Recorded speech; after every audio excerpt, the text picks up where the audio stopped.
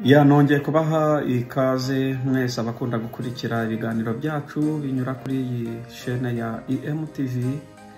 Imana mwese ibaha umugisha. EMTV Inter cyangwa se bivuga ngo Evangeliser le Monde TV International. Rero mbahaye ikaze kuri iyi channel ikoresha ururimi rw'ikinyarwanda kubera ko dufite n'irindi shami rikoresha ururimi rw'igifaransa n'ubundi byose byitwa Evangeliser le Monde.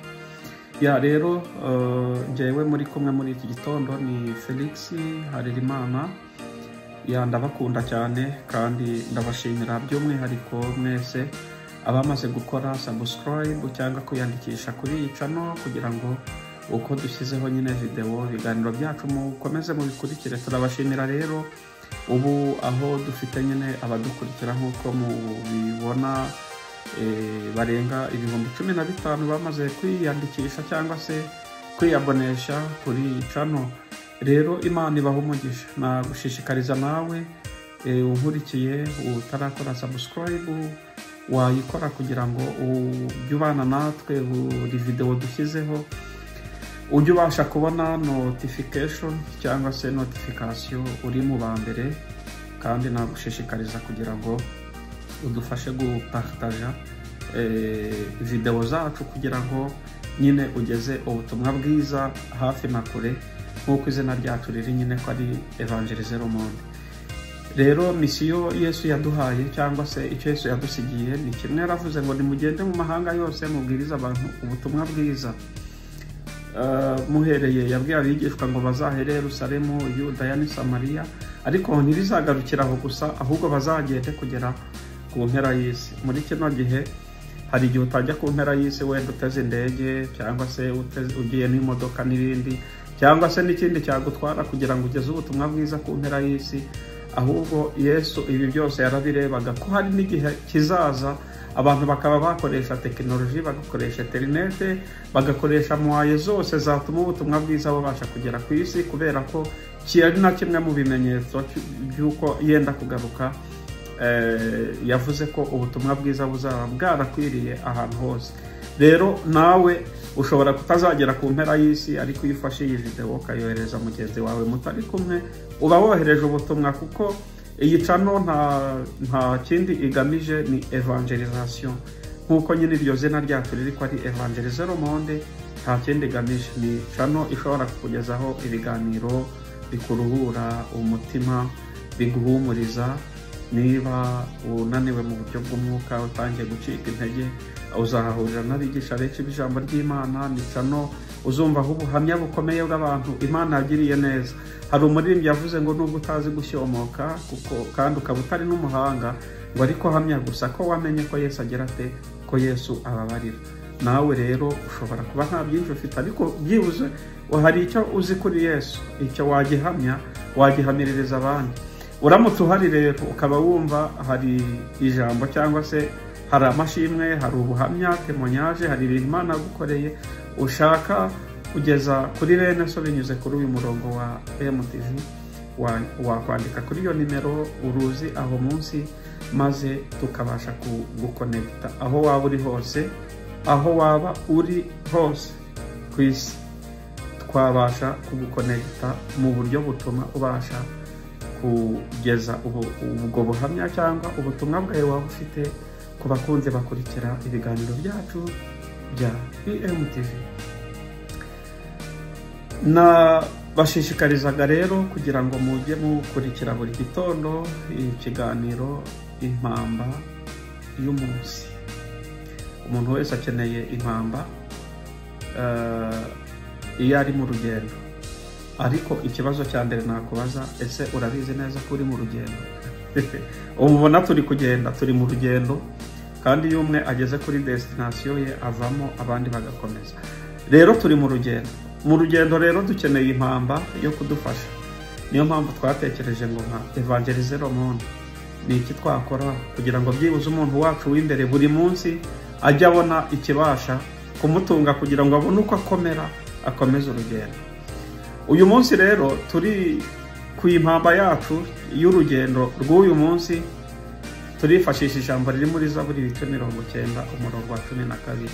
Aravuga ngo utwigishe kubara iminsi yacu uburyo butuma dutunga imitima y'ubwenge. Kasubiremo, utwigishe kubara iminsi yacu uburyo butuma dutunga imitima y'ubwenge. Ya aha ngaha harimo inshinga kwigisha, harimo inshinga kubara, harimo inshinga gutuma, harimo inshinga gutunga. Izo nizo nshinga ziri muri iri jambo.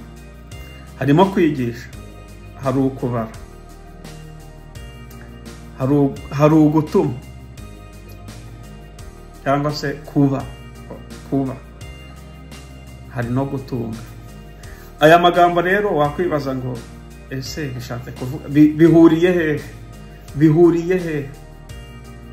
Ngo utwigishe kubara iminsi yacu uburyo butuma mbese uburyo atwigishe kugeza igihe tubashije gutunga imitima y'ubwenge. Mu rurimi rw'igifaransa muri verisiyo bita parole de vie bo babivuze ngo nibyo bisobanuye neza iri jambo. Ndagerageza nze kubisobanura no mu Kinyarwanda, ariko bisobanuye neza iri jambo. Riravuga ngo notre vie est courte. Fais-nous comprendre cela, puis alors notre cœur sera rempli de sagesse. Muri version ya parole de vie, muri Psaume chapitre 90, verset 12. Là-bas, notre vie est courte. Fais-nous comprendre cela.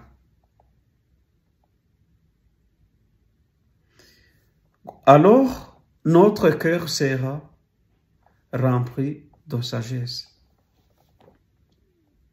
Mu magambo make ni verisiyo yasobanuye biriya twasomye mu Kinyarwanda.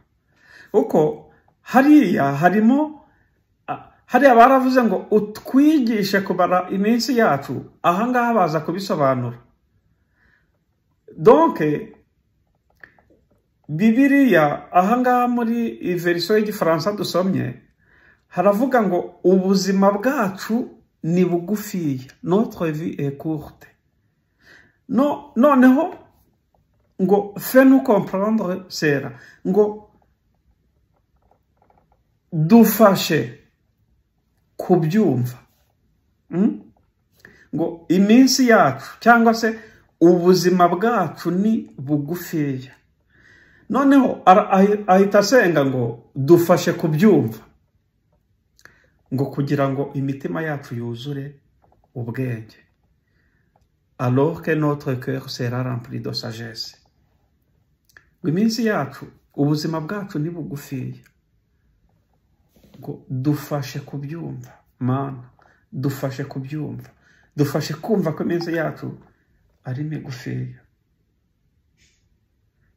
Ngo bitume imitima yacu yuzuramo ubwenge. Ubwenge buhe? Ni ubwenge bwo gutekereza ku iherezo ryawe. Mumaze iminsi mubona abantu bapfa, nawe warabumvishe ndetse warababonye, ndetse nawe ubwawe uzaho Imana yagukuye. Bose ibyo iyo byumvishe ni iki bisiga muri wowe? Ese bituma ubasha gutunga umutima w'ubwenge bwo kumenya ko iminsi yacu ngo cyangwa ubuzima bwacu ngo ari bugufiya? Basi bitume nyine ubasha gutunga uwo mutima wo gutekereza ko nawe iherezo ryawe ejo rizaza. Fais-nous comprendre cela. Mana udufashe kubyumva ko iminsi yacu ari migufiya. Ndimo ndangiza ndashaka kubaza ibibazo wirirwa wibaza muri iyi mpamba y'umunsi y'uyu munsi. Ikibazo cya mbere, uramutse umenye ko ubuzima bwawe busigaje iminota 30 ahantu hose waba uri, kandi nta nuzi nyine niba atari 30 isigaye, kuko ntuzi mu minota 30 kiri gukubeho. Uramutse umenye ko mu minota 30 ubuzima bwawe buri bugire iherezo, ni iki cyakuza mu mutima? Ni ubuhe bwenge wakunguka? None se uramutse umenye ko busigaje umunsi umwe, uramutse umenye se ko busigaje ukwezi, uramutse umenye se ko busigaje imyaka 2 cyangwa 1, uramutse umenye se ko imyaka uramye ariyo myinshi kurenza iyo usigaje, kubera ko uko wakwigira kose, uwo waba uri we wese, aho waba uri hose, amashuri waba ufite yose, nivo waba ufite iyo ariyo yose, ndashaka kukubwira ko ubu buzima buzagira iherezo. Ahubwo Imana iguhe gutunga umutima w'ubwenge bitume urushaho kuyimenya no kwita ku iherezo ryawe. Mwakoze gukurikira impamba y'umunsi muri iki gitondo. Mwari kumwe na Felix Harerimana. Mugire umunsi mwiza. Shalom.